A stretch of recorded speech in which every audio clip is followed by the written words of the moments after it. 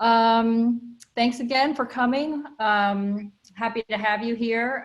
For those who are new to the Photographic Arts Council, please visit our website, sign up for our mailing list, follow us on our Instagram. You'll see our handle here on the screen. We're here to talk with Amir Zaki in conversation with Tyler Stallings. We're very grateful to them for giving us their time today. I'm gonna just do a quick intro. So Amir Zaki received his MFA from UCLA in 1999, has been regularly exhibiting nationally and internationally since. He's had numerous solo and group exhibitions, and his work is part of collections including the Whitney Museum, the New Museum of Contemporary Art, LACMA, the Hammer, the Orange County Museum of Art, and the Santa Barbara Museum of Art, among others. He's represented by Edward Cella here in LA, and I want to thank Edward for his hand in bringing us together today. Thank you, Edward.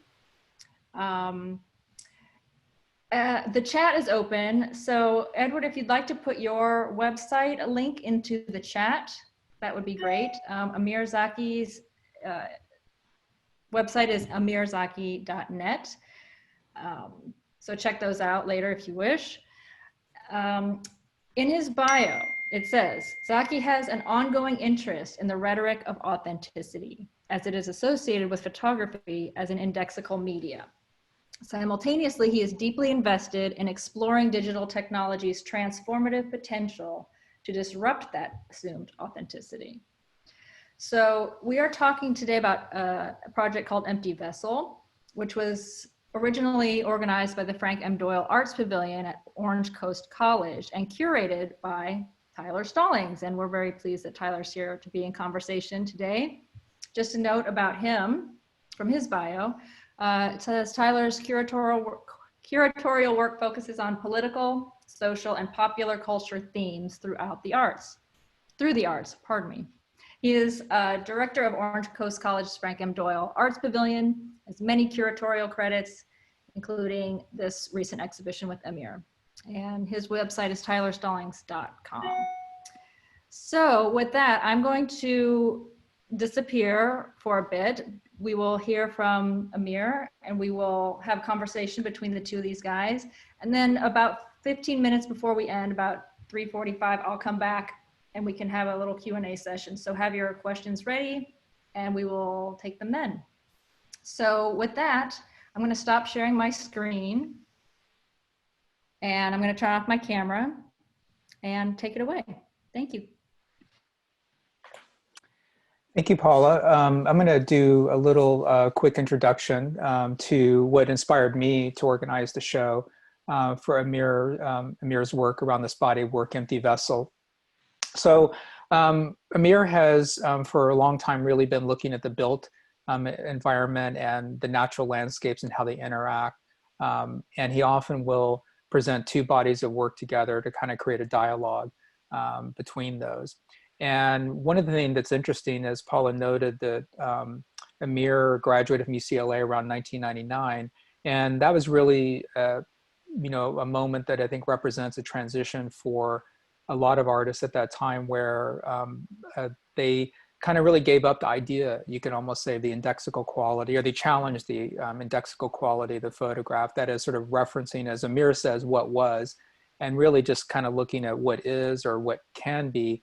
And so by doing that, the way that was done, say in Amir's case, is by really embracing digital technology, but still creating verisimilitude in his photographs. And that's something that he's going to explore a little, talk about more, and then we'll have an exchange about that later. So for this exhibition, Empty Vessel, that you'll see in some of the installation shots that Amir will show, the two bodies work. One is on the skateboard parks, and you see one behind me right now. And another is on these broken ceramic vessels, shards. And in the exhibition, the scales shift quite a bit from being very large to being small and put in proximity to one another. And I think what was fascinating to me was I thought it was a really, you know, a genius, you know, insight on the part of Amir to really see that skate parks are themselves vessels, you know, that they're scoops of earth out they're scooped out of the earth, and so they become this vessel. And then the broken vessels, by being broken themselves, they don't contain anything, and the skateboard parks don't have people in them either. So they're both about potential. And that's sort of where this kind of Buddhist or Zen idea of the empty vessel, that you sort of fill it with, with your imagination, with what you're projecting into it. That is this sort of potentiality.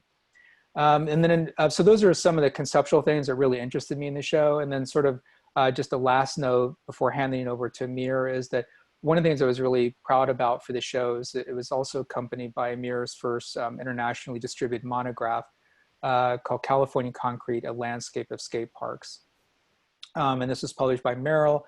It had essays by the famed skateboarder Tony Hawk, and also the LA-based architect Peter Zellner.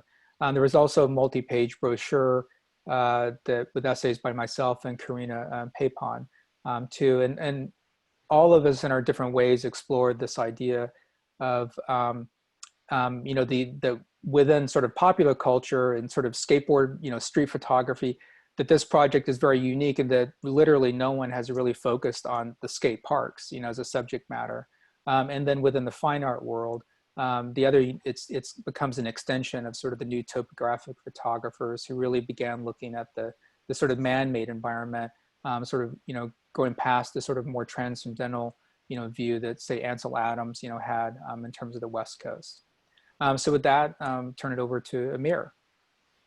Okay, thanks. Well, thank you everybody for coming, I guess, to this. I haven't done one of these Zoom talks before, but I'll just wing it. So as you can see, I'm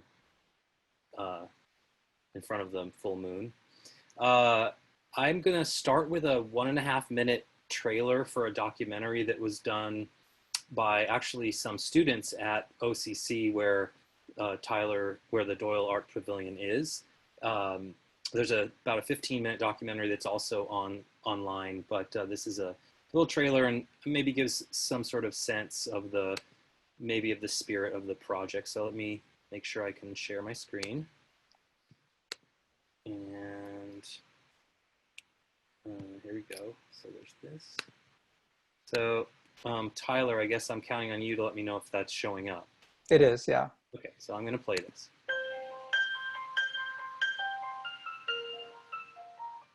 My name is Amir Zaki. I'm an artist, photographer. I grew up in Southern California.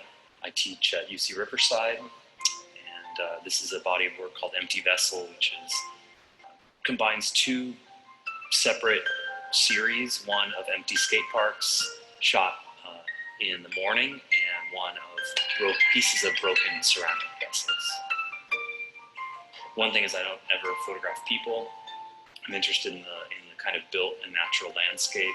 I use a process that's a little bit complicated. I have a digital camera mounted onto a motorized tripod head called a gigapan, and I basically make many rows and columns of high resolution images that I later stitch together. So I end up with a very high resolution image, much higher than you would normally get. It allows me to make large prints, small prints. And so when I was making the skate parks, at one point I asked myself the question, like, what are these spaces? What are these places I'm inside of? And, I'm surrounded by concrete on all sides. And I thought, well, they're not really an architectural space. They're more like a big empty vessel, like a big empty bowl.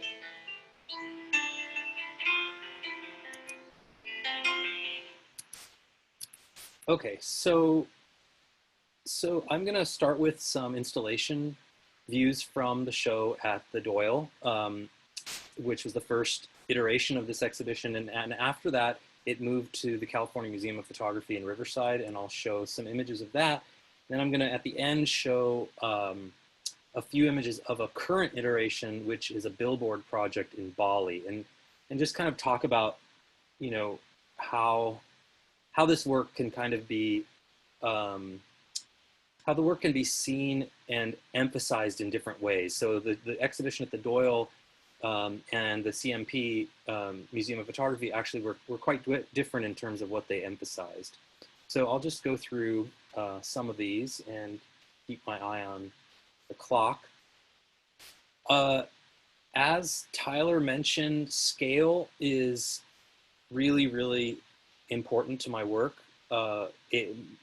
More specifically, the ways that images relate to one another when the scale shifts in dramatic ways. And so I kind of always feel like the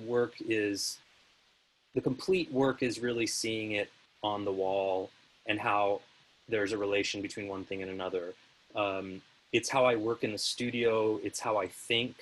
The work actually develops in my studio in the way that I make something of a certain size, I put it up and I live with it, and then I'll make something else that maybe I don't even think is related. And I notice these kind of organic relationships that start to happen, which is definitely what happened in this case. So I started the photographs of the skateboard parks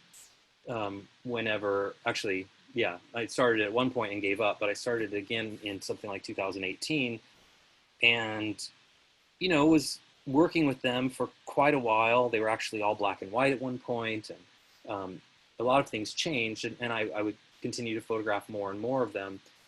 And at some point, I started actually making these vessels with 3D software.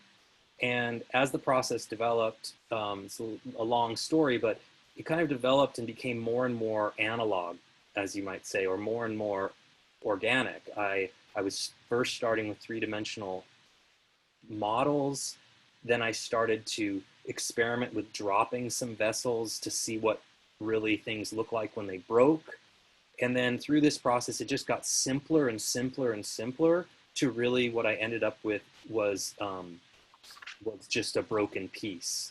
And then it became an idea of how I wanted to photograph them. So I'll see if I can. I'll get back to that point actually. So you can see in the installation that it's about interweaving these kind of formal qualities and conceptual qualities of these two very disparate kinds of subjects, and that kind of dual subject or relationship between one set of photographs and another set of photographs is something I've been cultivating for a long time.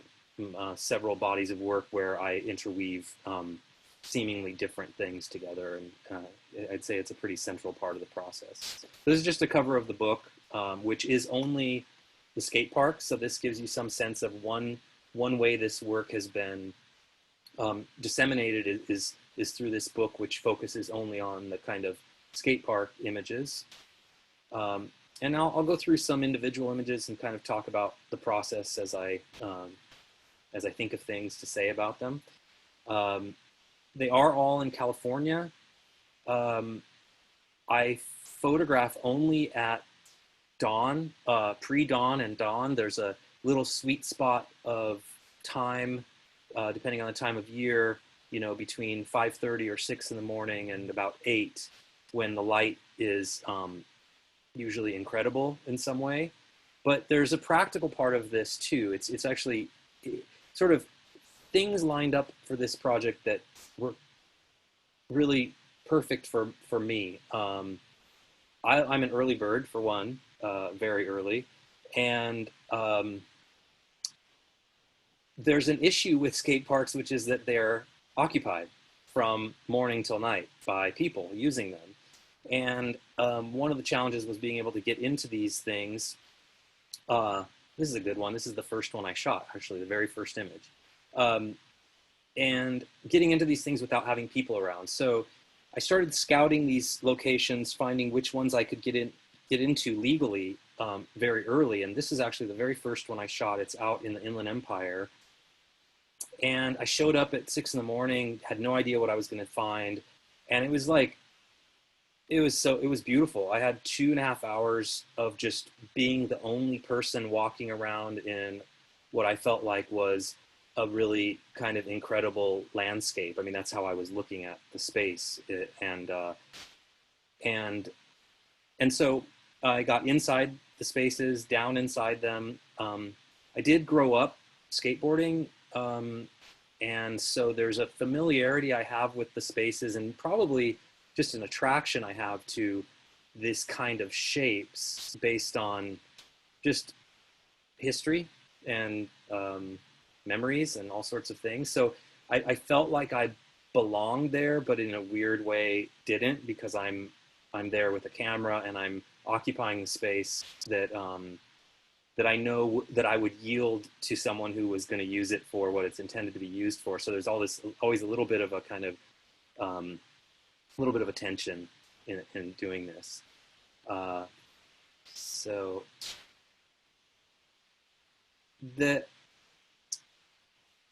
I'll hold on one of these two and look at them. So, you know, the relationships that get formed between these two images, these two kinds of images, really are a kind of, I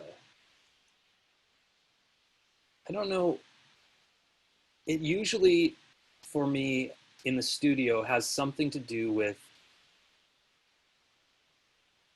I guess it's a formal thing. I'm always a little hesitant to use that word, because yes, there's something formal about the shapes, but it has to do with a second level of cognition. It's not just like, oh, that shape is curved and oh, that other shape is curved. It's other weirder things. It's like the way that the light bounces off these kinds of surfaces. It's the way that the crack in concrete and the crack in a ceramic relate to one another, where one is kind of a permanent hard thing and one is a brittle, delicate thing, and these sort of secondary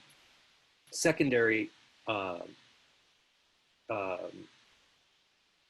relationships form, and I usually feel very like I go with those.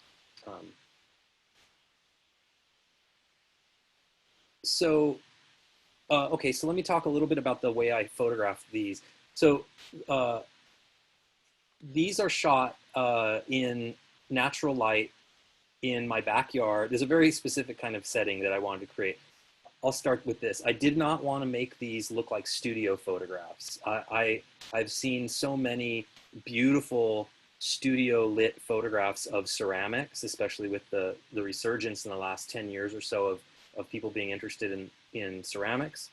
And they're always kind of floating in this idyllic space, and I love looking at them. I do love it, but there's something that was very sort of impersonal, and so for me, it was an experiment in how do I want to photograph these things. So I created this system that had some variation. So they're shot outdoors in the sunlight in the late afternoon, and where I live, it's almost always windy in the afternoon, and the light that's coming through is filtered through palm trees that are constantly blowing.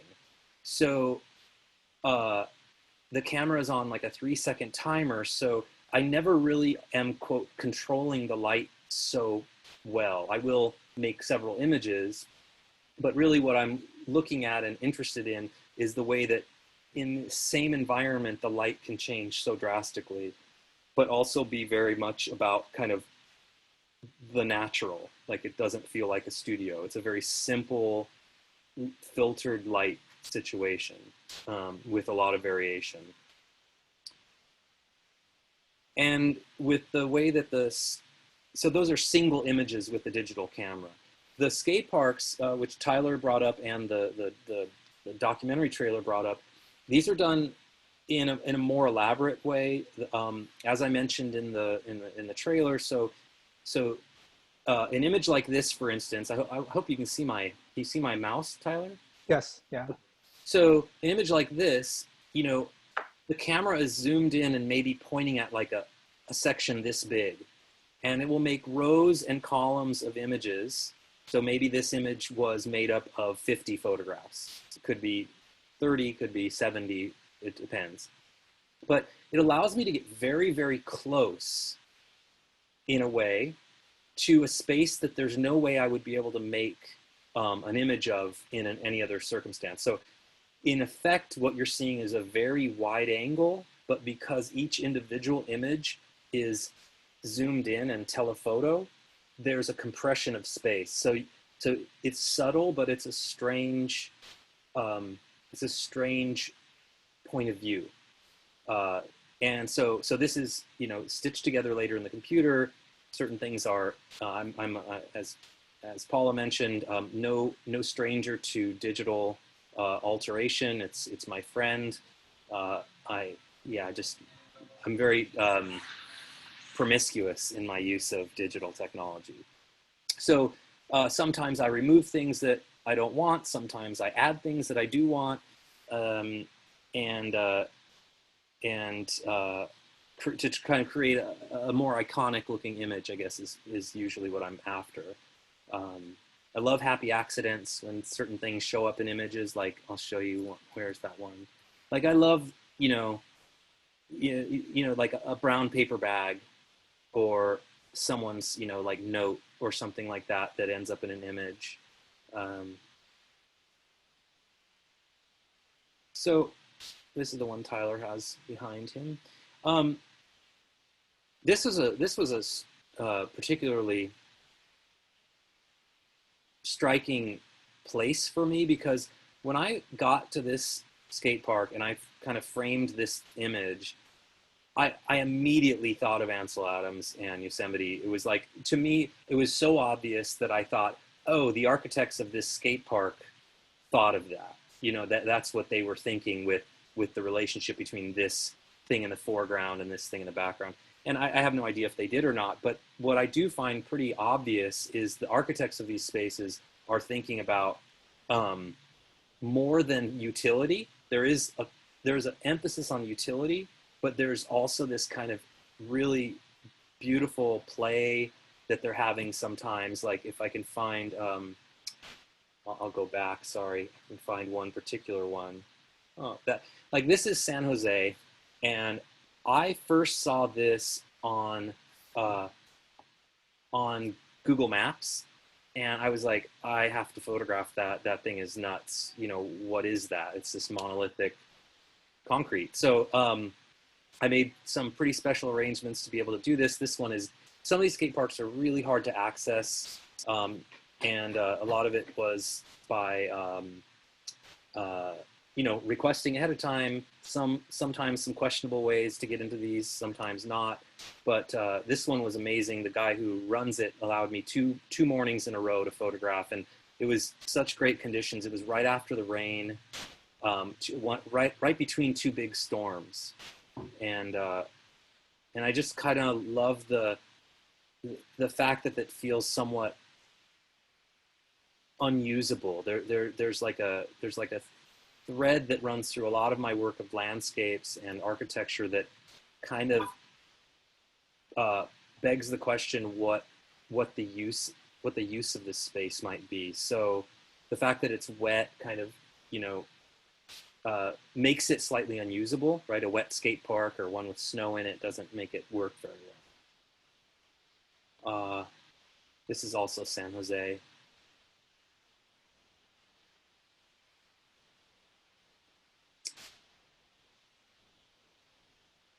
Also San Jose. Yes. So I know I went quickly through some of these. Let me back up a bit.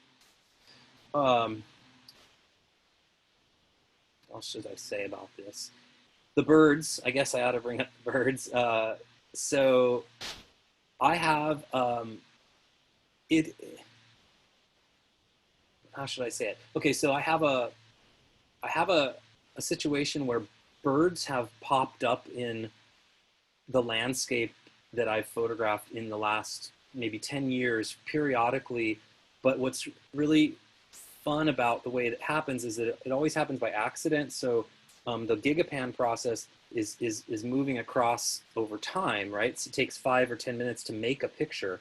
So if a bird happens to be somewhere in the image during that time period, it's captured. And anytime it's happened, it's always been this really wonderful little surprise. And I just kind of smile and move on. And one of the most poignant ones was I was photographing these large rocks out near the ocean for a different project. And I noticed in the post-production process, I thought it was a dust spot that I was gonna remove, but it was this tiny hummingbird that I captured right, you know, happened to be there at that time. And so in the middle of this process, I started noticing as I'm out there alone in the morning, that almost inevitably there'd be two species of birds flying around, seagulls and crows. And I really started to get into that fact. And so as I'm photographing, I would start taking separate photographs of birds while I'm waiting for an image to be made, or in between or after. And I like those two kinds of birds a lot because they're so banal. They're just like, at least where we live, it's a really common bird to see, both of them, like uninteresting birds, but ever present. And so I decided at some point that every photograph in this body of work with a sky was also going to have a bird. And that either happened through natural processes or with my hand later, I guess. It didn't matter to me. Again, my use is promiscuous. So it became a kind of fun thing and an entertaining thing for me, because as I'm making these images, there was a moment where I, if birds happen to not be in the picture at that moment, in my mind, of course, at some other moment they would be, right? 5 minutes before I made that picture, there would be some birds, or 5 minutes after. So I would think, well, where would they be? And sometimes it'd be a grouping of them, or one. There's a few images of and some of them are really small. Like in this case, there's a bird in here somewhere. I don't even remember where it is, but trust me, oh, it's right over here. Tiny little bird. So that kind of became somewhat of somewhat of an entertaining part of the process for me. That was my time. Oh, good.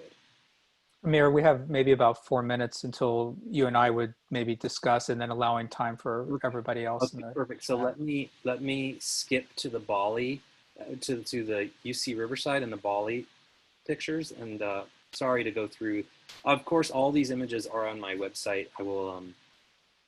I wanted to make sure So I will say that there are a total of 72 photographs of skate parks that are in the book. Many less of the ceramics. This is San Luis Obispo. Has this crazy sculpture there. San Luis Obispo. This is in Huntington Beach. Okay, so, oh, shoot. Oops. Okay, I forgot to talk about this piece. Let me do it quickly then. Tyler, we'll still be fine, Sure, right? yeah. Okay, so I'm blaming you. You should have reminded me. Okay, so there's a third kind of work of art in this body of work, which is a limited edition project box, which consists of all of what you see displayed on this table.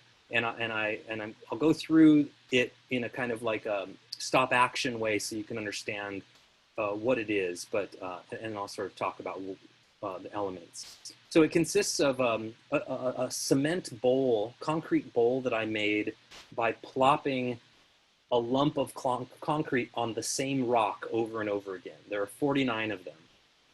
And each one is different and each one is similar.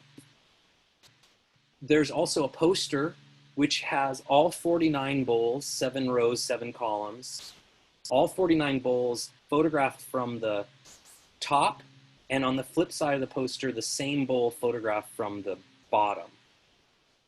And each one is named and numbered, different names that come from a couple of Zen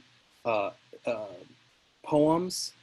So for instance, if you have the bowl that's called Compassion, on the poster, the corresponding bowl would be circled and initialed.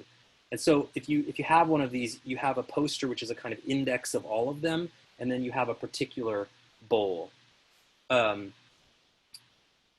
you can kind of see how it's constructed. It's basically cardboard and several elements. On the bottom is a print that is a kind of superimposed image of one of the ceramics and one of the skate parks on this rice paper. You can kind of see the texture. And then on the very bottom, so it's this layering thing. You're constantly removing things from the box. You're emptying out the box, right? And at the very bottom is a an Enlightenment poem by the first female Zen master in the 1200s, and that's the kind of the thing you discover at the end, which is, of course, nothing. So the bowl can be displayed on this part of the cover. The bottom, it's labeled and look like this. So these are edition of 49 that I have available if anybody's interested. Okay, so this is the installation at the Museum of Photography in Riverside. Very different emphasis. Actually, unconsciously, several people came up to me afterwards. It was unconscious on my behalf. Said that they thought the show at the Museum of Photography emphasized the ceramics, while the show at the Doyle emphasized the skate parks. And this is, of course, not something I intended so much as just me thinking about how these images worked in different spaces and scale and all sorts of things to consider. Very different spaces. I'm going to wrap up here. Very recently, I got asked to do a project in Bali along a shortcut road that is connects two surfing cities, and it's a very small cobblestone road. It's incredible looking, and I have something like 20 images along this road that usually has advertisements for whatever in this area. Usually it's traveled by motorcycle or moped, and they sent me these great photographs of the billboards, and you just really get a sense of how scale and landscape, like you've got this lush green landscape with these concrete things. I altered the images some to fit the scale and move birds around, things like that. There's a good image of what the road looks like. So that's the last image. That's pretty good. Well, great. For the audience, so Amir and I I was gonna ask Amir some questions and talk for maybe 10 more minutes. And then I think it would leave about 15 more minutes after that for, different questions from everybody else. So for me, one of the things that also, as a curator, that really attracted me to this body of work is that in 2007, I had done a show called Truthiness Photography of Sculpture when I was at UCR myself for 11 years before the Doyle, and then before that at Laguna Art Museum. Anyway, so, and what inspired me to do the show at the time was seeing a lot of artists beginning to treat the photographic print itself in a sculptural manner. And then certainly there's a history of the relationship between photography and sculpture that goes back to the surrealists doing close-ups, to Brassai and Picasso, the famous conversations between those two, where Brassai was in Picasso's studio off and on, but shot things to kind of emphasize the kind of sculptural aspect of his environment and his work. There's Walker Evans, Salvador Dali, the Beckers, from the 60s and 70s. So there's a whole, history of sort of that. But I was sort of interested in what was sort of that at the time, now 13 years ago, sort of that current fascination. And for me, I surmised that part of it had to do with, the access to technology. That in fact, younger artists were actually able to have large format printers at home. And so suddenly you could be very cavalier, with what was once a very expensive process, to have something developed by somebody else, the kind of papers and the chemicals and all of that, and much less having to do things in a dark room if you did it yourself. So I thought it gave a certain kind of freedom, and it was sort of the same thing. You could sort of make this odd connection. I guess you could say, like when sort of photography was invented, it suddenly freed up painters, to be more subjective and to paint other things aside from portraits. That photography, quickly took over. But so Amir, so that's sort of more background as to part of my fascination with Amir's work, who I feel treats things in this kind of sculptural, manner, even though, it's a print-based work. But Amir, I don't know if you wanted to say a little bit about that, your perspective on that. Uh, on perspective on On the idea of photography and sculpture, and that sort of relationship. yeah, for sure. I I guess, yeah, I'm glad you brought it up because there's sometimes things about the way that I work that I take for granted, because I guess I've just been uh, so immersed in it for such a long time. Um, my approach when I'm making images that exist in the landscape is always considering, or is almost always considering, the whatever I'm photographing as a kind of as sculptural, emphasizing it. I oftentimes isolate things against a blank sky, or otherwise some other kind of background. You brought up the Brassai and Picasso kind of relationship. I love that book that they have where Brassai's photographing Picasso's sculptures, and there's this complete weaving of authorship where there's this idea that somehow, like, the photograph at times becomes a more interesting thing than the sculpture would be if viewed in person. That certainly isn't always the case, but it's something I'm looking for. So the ceramics, it really relates to the ceramics for me, because I don't think these broken ceramics are such interesting objects as objects. I think they're more interesting two-dimensional prints, in what they, in the fact that photography has this way of holding back so much information. It has a way of kind of reducing things and only providing that point of view, that moment, that way that the light was hitting it. That in sometimes, can be a problem. Certain sculpture, needs to be viewed and walked around and seen in space. But these kinds of things, like the ceramics, I'm much more interested in them as kind of removed from seeing them in person. And I don't know a better way to articulate that, except that it just seems there's something about the reduction that gives you more in terms of a kind of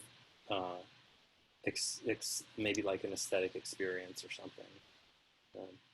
Yeah, well, maybe that kind of leads me to another question, that when you were talking about, not only is the shifting scale of your work really important, but also the surface quality. Mm-hmm. It's like super important with your work. And so with the skateboard images, especially because when people, I know when I was at the Doyle, since I'm, there on a, daily basis, talk to visitors that would come in, inevitably when people came in, they thought they were either very detailed watercolors, or, drawings, highly detailed drawings. And that was because, through conversation with them, I realized, that was because, one, you had made, the decision a long time ago with a lot of your work to not have glazing, because Right. you didn't want that reflection to kind of interfere with experience and image, but also that reflection in itself would remind you of the trope of a framed photograph at the same time, too. And so, and then the second aspect of it was by using a gigapan with the skateboard photographs, that every detail's in focus, because because you're taking 50 to 75 photographs and stitching them together. Each of those little photographs is in focus. And so when somebody walked up to it, that was why it was very much like a drawing or a painting, because in every gesture when you're painting or drawing is quote unquote in focus, because it's all on the surface in the same place. And so it created this very surreal, I think, experience for people about what they were, looking at. And as opposed to the ceramic photographs, in which you had mentioned, it's only a one-point perspective, in the sense that, one-point focus perspective, in the sense that, like, say it's on the edge of a part of the ceramic shard, and then clearly you can see, as like just 6 or 8 inches away, it's out of focus, to some degree. So it's a more traditional in that way. And so I think that interplay was really, interesting in terms of that. But so I don't know if you wanted to say a little bit more about, the sensitivity that you have to presentation. Yeah, I'll talk a little bit about the surface, and maybe that brings up a broader idea of how I think about image making anyway, is that, I guess that every year that goes by, the relationship that maybe younger photographers have to the print is changing, and maybe it's becoming more less interesting. I don't really know. I don't want to speak for them, but my experience is certainly that that I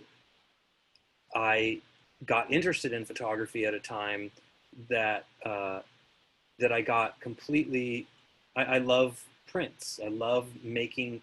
The process of making a photograph has like these sort of layers that start with an experience out in the world, and then your sort of memory of that experience, and then revisiting that experience in either the dark room where I started or in front of the computer and an inkjet print, where then you get to kind of continue to explore and emphasize certain things about that experience. Let's say you're like Roy de Carava and you're making these incredibly beautiful dark prints. Like that part of the work is so important. And so that's where I come from. I still think about it. And so yeah, like around 2010, I had made some really large photographs of lifeguard towers, and I was so into the surface. And then I got them framed, and I had plexiglass put in front of them, like people do. And I saw them hung, and I just was kind of sick to my stomach because all I felt like I saw was reflection. And it was completely different than all the kind of gratifying time I had looking at up close at test prints where you just get so into the surface. So then at that point, I started a different process where I spray the prints with a protective spray, and I exhibit them without any glazing. And so the surface of the photograph is exactly as intended when I'm making the work, and it's a very matte surface. Paula, I see you come back on. Is there a couple more minutes? A couple more minutes? Sorry. Is it okay for a couple more minutes? Or? Sure. Okay. Sure. So I guess actually I'm going to, so Amir, maybe I'm just going through my notes here because there's so much to talk about. So maybe it'll come up in the questions. But Amir, I thought maybe just for everybody's kind of edification, that these, the way you've shot these, they kind of look like these. I mean, if you sort of didn't know anything about skate parks, it looks like these kind of bizarre, weird, biomorphic, concrete things that, it could be some weird utopian village, it could be like brutalist architecture, like in Central Europe, where that's recently become, of interest. There's a great New York Times article about that, about a year ago. But, part of where these come out of, on the popular culture side of things is really from skateboarding in the mid 70s when there was a big drought. All the pools were emptied of water in the back. So you had these 12-foot deep, curving surfaces. And skateboarders who were also surfers, most notably the Zephyr team, or the Z Boys, as they're called. And there was a movie, Dogtown, that made of that, and also a documentary. But they began skating those and sort of introduced the idea of verticality, or bringing surfing moves to skateboarding, which had been primarily a more horizontal thing. And then, as they sort of really transformed, skateboarding, eventually then, skate parks came about. And in a way, so sort of some of the shapes you're seeing in part, are a legacy of that sort of curvature of those, swimming pools from the drought. Other things that mirrors, going back to sort of the art history side of things, they make me think of some of the earth sculptures. I think of Nancy Holt, I think of Michael Heiser's ongoing city series. And I think one of the more compelling ones is James Turrell's Road and Crater, where, he has made it in such a way that when you go to the center of his crater and you lay down on the slab and you look up, it's the perfect sort of roundness of the crater that suddenly makes a curvature of the sky. So the idea is that it's almost if you're in space looking back at Earth, you know, so it's this kind of really very transcendent thing. And I think what's interesting about Amir's perspective with the swimming pools is that he's inside the swimming pools. I mean, inside, excuse me, the skate parks. So suddenly, as opposed to being like looking down, you're looking up. And so in many cases, not in all the cases, but you have this rim, you know, that's framing the sky, and the sky is kind of moving past you. So it sort of potentially has a little bit the same effect that a James Turrell, you know, road and crater, you know, might have.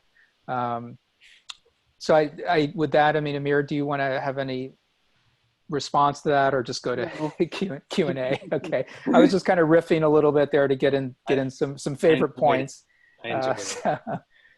So Paula, hand it over. That was a emphatic no.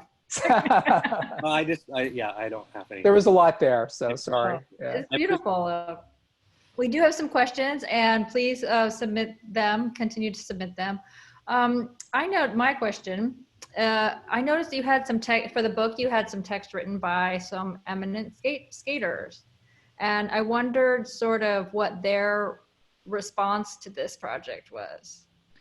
Well, so depends on who. I think that overwhelmingly I got a lot of great response. So there's an interesting kind of there's sort of interweaving subcultures. There's an entire history of really well-respected skate photography. These guys mostly guys who've been doing it for, you know, decades, and are so good at what they do and are sought after and are creating a kind of, you know, they invented a style and have kind of cultivated it. And I knew that I didn't want to do that.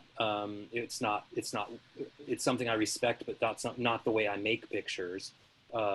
And there's that. And then there's also this really interesting thing what goes on with skaters who are photographers. So for instance, Ray Barbie, who I kind of curated into a show at the Museum of Photography that went along with my show, is a photographer. He's a self-taught photographer. He's also a skater that I really admired when I was a kid. He's just a few years older than me, and so I guess there's a relationship between the two crafts that I think is just about, you know, it's probably very simple. It's probably about, you know, creativity and looking at space, but yeah, I think I might have lost the actual question in that, but But Amir, wouldn't you say that when you say that, but I always think of like quote unquote skateboard photographers as within the street photography tradition. Yeah. Whereas your work is not, you know. Yeah. I think that they're after, usually it's very much about the personality of the skater and also branding, but also highlighting, you know, their skill and all of that. And oftentimes, not always, but oftentimes the background is simply a background. And for me, it was about the background being everything. Like it is the space. And it's also, you know, it's, the skaters are there. They're just not, they're just like the birds. They're going to be there 5 minutes, 10 minutes, 15 minutes after I make the picture. So the idea of their presence seems always there. There are a couple of questions actually about that. You don't include skaters in any of these images, is that right? That's right. And so there's a question about, when people come, you just take off and come back another day? So I come super early in the morning. Like I said, usually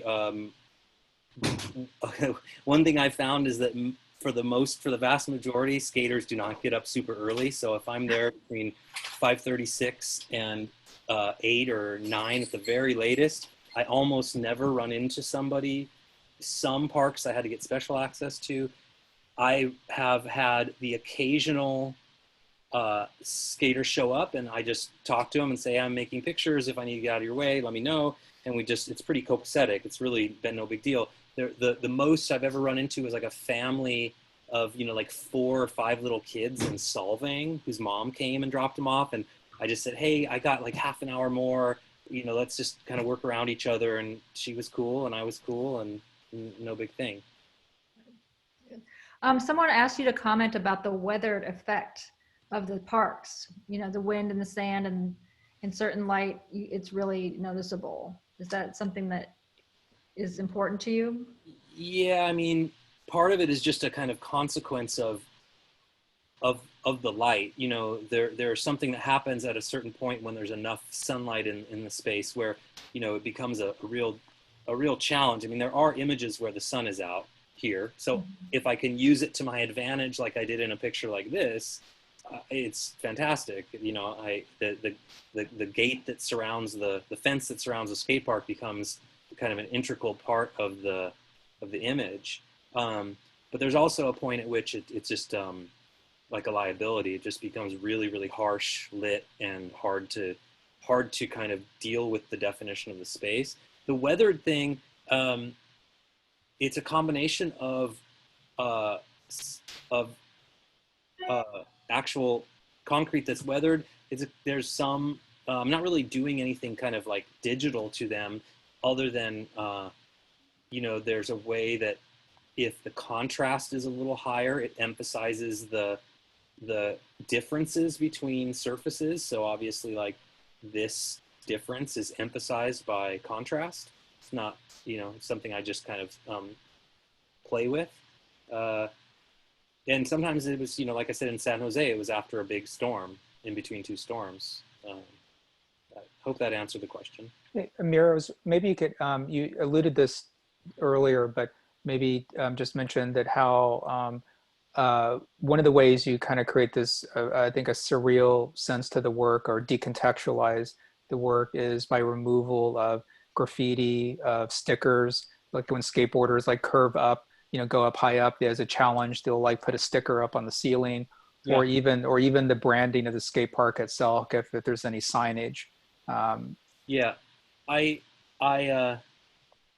have so it's a pretty simple answer to that, is that, like, I find that language is so powerful in culture, but also in a photograph, that it takes up much more weight per square inch, than other things. So, like, if there was a big tag, and most of these parks are not tagged, by the way, at all, or marked up, but some of them are.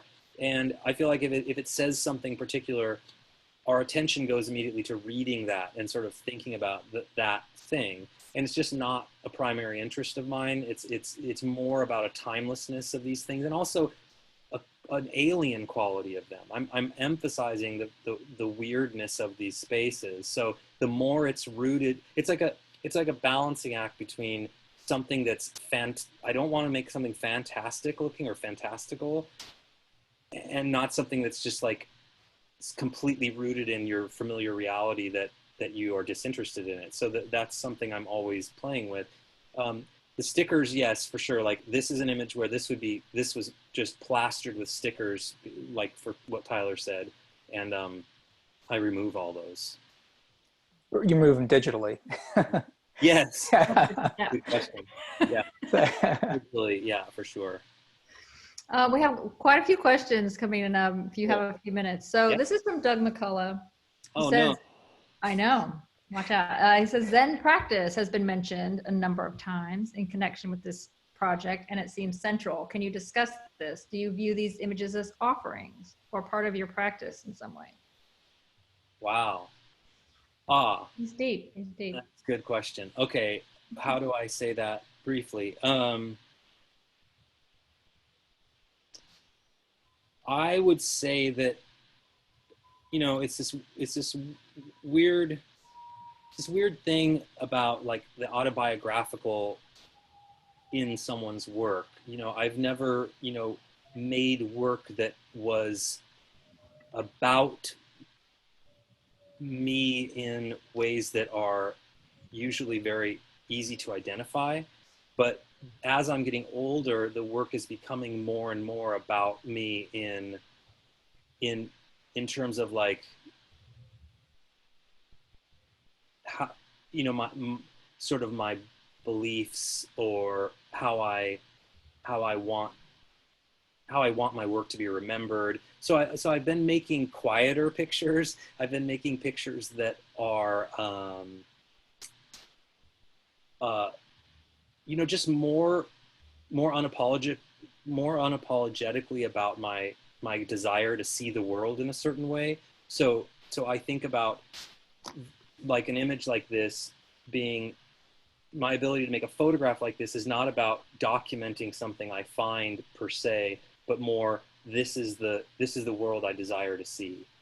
In terms of relationship to Zen practice, you know, I don't know. The easier answer for that is that practice permeates every moment of my existence. So yeah. Fair enough. Fair enough. We have a couple of questions about Bali. How did that project come about? The materials, the locations. What about the relationship between, you know, what's the relationship between skate parks and Bali? So yeah, so I was this is one of those, you know, strange things where someone, I believe, who found out about the work somehow through social media. He's a curator based in Hong Kong and Bali, in between those two places, named Greg McNamara. Found the book. He's a skater. He's a, you know, curator, and he contacted me and said, you know, there's this hotel called the Slow in Canggu, and maybe you know, maybe you'll have a show there, which is something that may come up in depending on COVID, may come up in the future. But then he hit me up about, hey, this guy's going to take over these billboards for this period of time, and they want to do something really unusual and put art up. And are you interested? And I said, yes. I mean, I was completely jumped on it because I just, the contrast between the concrete and that, I mean, the relationship between surfing and skating is an easy one to draw. This location is a surfing destination. And I have to say that when they posted a bunch of these images that I showed you on their kind of social media, the response was so stoked. The people there were people who responded were very, very positive about it. They really liked having something like that in the landscape that was different than, you know, advertising, you know, the local, you know, barber or something. That was the overwhelming majority of the response. So it just happened that way. Interesting. And okay. We have a couple questions about the GigaPan process, and basically, why did you decide to use that process? How did you arrive at using it? Yeah. Have you tried other types of cameras, or do you use other types of cameras? Yeah. I'm of the sort of exact generation that transitioned from analog to digital, and felt very comfortable in both worlds. And so I shot with a 4x5 large format camera for most of my early part of my career up until around 2010, 2011, and I was making large photographs, and I'm kind of my aesthetic sensibilities are really I'm really interested in detail and kind of what the camera can do very well. I guess I'll put it that way.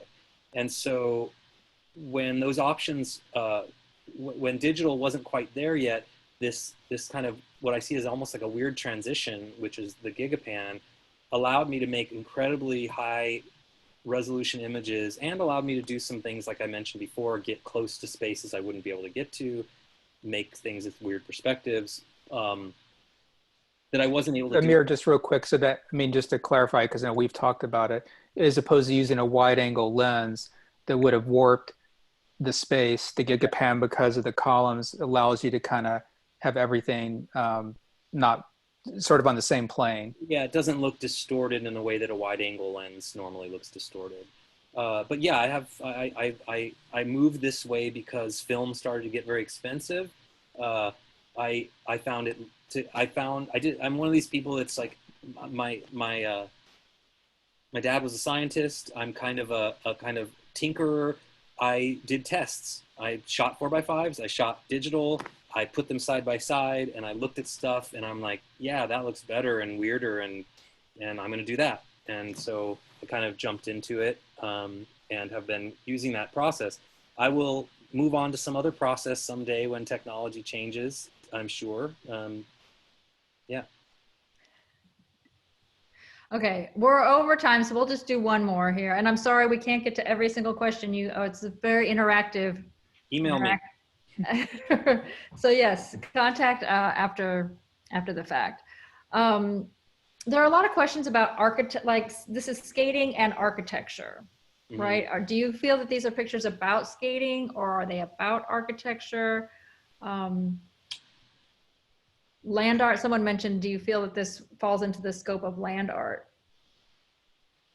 I don't want to just cop out and say all of the above, but I mean, there is a sense in which that all of those things are things that I think about, in terms of a kind of emphasis, and a trajectory of my work. I think that the relationship to the built and natural landscape, so architectural formations and the contemporary landscape. I guess in some sense, I think about the skate parks living, like the images I'm making of them being something that's a record of what these things, which are slightly, pretty bizarre if you think about the fact that like a big section of the landscape has been carved out, the dirt's been carved out, and concrete's been poured in these shapes. It's pretty strange. Like I can imagine 200 years from now, these things being very strange to look at. The landscape will probably not look like this. And yes, I'm altering things digitally, but there's a line I'm writing between the document and the art. And so I guess that's my emphasis. The land art relationship is wonderful, but not exactly primary. And as far as its relationship to skating is really, it's like serendipitous. I love that sport, or that culture, and I relate to it from childhood, and I love the look of concrete. And it put you there. Skating put you in these spaces. Yeah. They were actually, when I was a kid, there were very few of these, and the ones that were around, it was a very different era. I was super intimidated by like the older people who would be in them. So it's kind of nice to visit them in my middle age. I also realized, this is a weird, too much information, but I realized that, actually crawling around these spaces is something that I won't be able to do forever. It's not easy. It's easy if you're 20 and 14 and something, but it's not, it becomes a thing. I got all this gear and I got to get my body in them, and I have to also get my body out of them. And there was a moment during this where I was like, oh yeah, like 15 years from now, I might not be able to make pictures like this. And there's something about that kind of mortality and that's inherent in the work too. Interesting. Yeah, I just want to add a comment that I think, as Amir was talking about that, I think that his work also kind of falls in this tradition of a very West Coast artistic bent, which is kind of going back to this kind of absence of people. I mean, whether it was Ansel Adams or, Bierstadt with his paintings, it's always this kind of trying to present the landscape as if it's, been unaltered, even though it's been highly altered, as opposed to, just kind of a more East Coast aesthetic, which just due to it having been built up first and having been more congested and all of that. Here you have a much more expansive landscape. So I've found it interesting, that whether it's the new topographic photographers or Amir, how it sort of kind of still falls within this, what I see as kind of a Western tradition, Western aesthetic, West Coast, aesthetic tradition.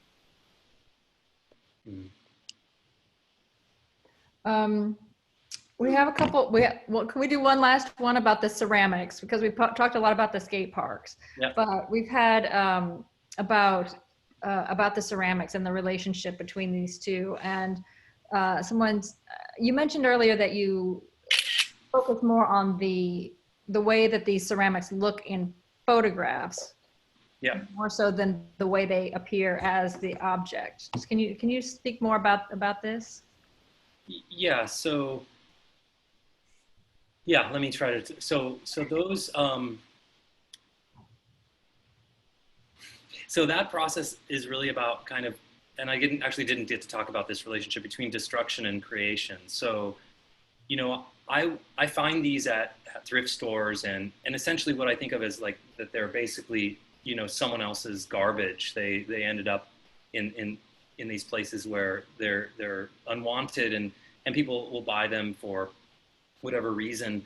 And there was a kind of really odd reaction when I started photographing them and filming my breaking of them and sort of posting them on social media. There's a violence to that act, and there's also people's responses sort of like there's a question about the ethics in a weird way. You know, I'm destroying something, and my take the whole time was that of course I recognize that, right? But that it's in the service of creating something else, and it's a matter of emphasis. So, or a matter of where one places value. So I've got this complete ceramic bowl, which has a utility of, let's say, drinking out of or eating out of, and looking at, and then I bust it and I make a photograph of it. Well, the photograph is reified, like that is the thing now. That's what it is for me. I throw away the rest of the objects.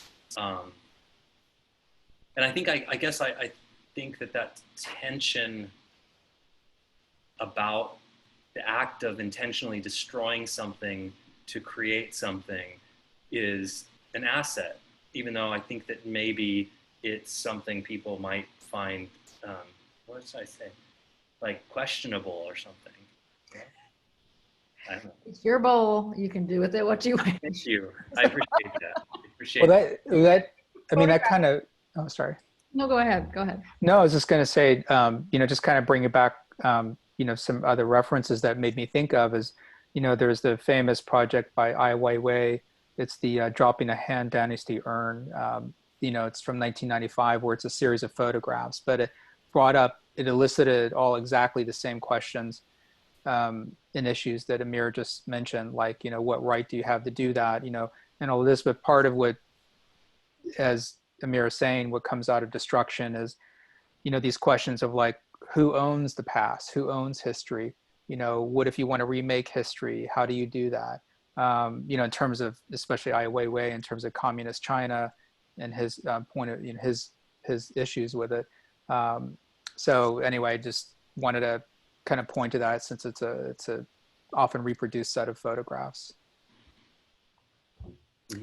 Okay, it is 4:12. We are over time.